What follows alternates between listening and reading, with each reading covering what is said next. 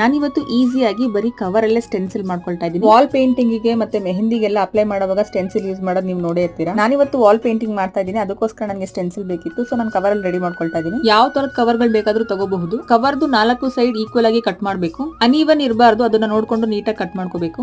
ಈ cover rectangle shape ಅಲ್ಲಿ ಇತ್ತು, ನನಗೆ ಸ್ಕ್ವೇರ್ ಶೇಪ್ ಅಲ್ಲಿ ಇರುವಂತ ಕವರ್ ಬೇಕಾಗಿತ್ತು.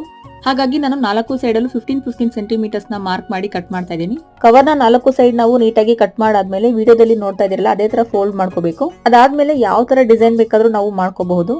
ಆದಷ್ಟು ಡಿಸೈನ್ ನ ಸಿಂಪಲ್ ಆಗಿಡಿ, ಯಾಕಂದ್ರೆ ಕಟ್ ಮಾಡುವಾಗ ಪ್ರಾಬ್ಲಮ್ ಆಗ್ಬಿಡುತ್ತೆ. ಫೋಲ್ಡ್ ಮಾಡಿರೋದ್ರಿಂದ ಕವರ್ ಥಿಕ್ನೆಸ್ ಜಾಸ್ತಿ ಆಗಿದೆ, ಹಾಗಾಗಿ ಕಟ್ ಮಾಡೋದಕ್ಕೆ ಕಷ್ಟ ಆಗ್ಬಿಡುತ್ತೆ.